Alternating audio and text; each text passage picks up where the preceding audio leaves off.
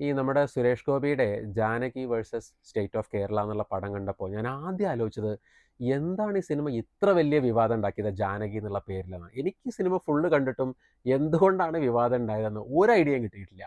പടത്തിനെക്കുറിച്ച് പറയുകയാണെങ്കിൽ വളരെ ഇൻട്രസ്റ്റിംഗ് ആയിട്ടുള്ള യുണീക്ക് ആയിട്ടുള്ള ഒരു ത്രെഡാണ് ഈ പടത്തിൻ്റെ. ഞാൻ ത്രെഡ് എന്നാണ് പറയുന്നത്, പടമല്ല.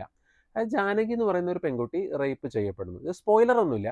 അപ്പോൾ അത് അന്വേഷിക്കുന്നതും അതിനൊരു സൊല്യൂഷൻ കണ്ടെത്തുന്നതും നമ്മുടെ കേരള സ്റ്റേറ്റ് എങ്ങനെ ഈ ജാനകിയുടെ ഒപ്പം നിൽക്കുന്നു എന്നൊക്കെയാണ് ഈ പടം പറയുന്നത്. ആ ത്രെഡ് വളരെ യുണീക്കാണ്.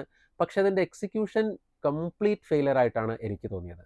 സുരേഷ് ഗോപി എന്ന് പറയുന്ന നടന് ഒരു കാലത്ത് കമ്മീഷണറായിട്ടും അല്ലെങ്കിൽ വക്കീൽ വേഷത്തിലും ഒക്കെ ഒരു ഓറ ഉണ്ടായിരുന്നു. അപ്പോൾ അദ്ദേഹത്തിന് ആ ഓറയിൽ നിന്ന് പുറത്ത് കിടക്കേണ്ട സമയമായി എന്ന് എനിക്ക് തോന്നുന്നു.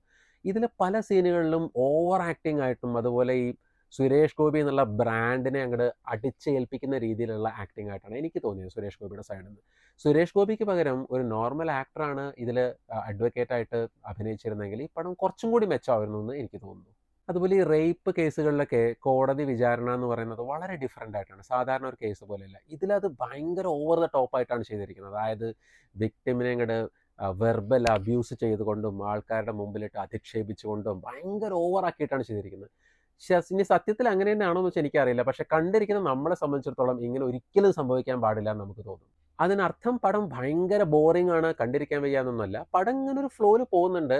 എന്തൊക്കെയോ സംഭവിക്കുന്നുണ്ട്. അതിനിടെ കൂടെ സുരേഷ് ഗോപി വരുന്നു, കുറേ വാചക കസരത്ത് നടത്തുന്നു, കുറേ ലഹള ഉണ്ടാക്കുന്നു, ഇംഗ്ലീഷ് പറയുന്നു, അതിനിടെ കുറേ റേപ്പ് കേസ്, കുറച്ച് പാട്ടുകൾ, ഇങ്ങനെ എല്ലാം കൂടി കുഴഞ്ഞു മറിഞ്ഞ് ഓണത്തിനുള്ള ഒരു അവിയലിൻ്റെ പരുവത്തിലായ പോലെയാണ് JSK എനിക്ക് തോന്നിയത്. പിന്നെ ഇതിൽ ബേസിക്കലി ഒരു കേസ് ഉണ്ടെന്ന് പറഞ്ഞല്ലോ. അപ്പോൾ അതിൻ്റെ ഇൻവെസ്റ്റിഗേഷൻ നടക്കുന്നുണ്ട്. അതൊക്കെ വളരെ ബാലിശമായിട്ടാണ് എനിക്ക് തോന്നിയത്. അല്ലെ കാണിക്കുന്ന ക്ലൂസും അവരെങ്ങനെ ആ കൺക്ലൂഷനിൽ എത്തുന്നു എന്നുള്ളതും ആൾക്കാരെ പിടിക്കുന്നതും സ്ഥിരം മൂന്നാം മുറയും പിന്നെ ഈ പറഞ്ഞ കുറേ അസ്ഥാനത്തുള്ള കുറേ പാട്ടുകളും എല്ലാം കൊണ്ടും ഒരു വൺ ടൈം വാച്ചബിൾ ഫ്ലിക്കായിട്ടാണ് എനിക്ക് തോന്നിയത്. പക്ഷേ nothing special. That's all about JSK.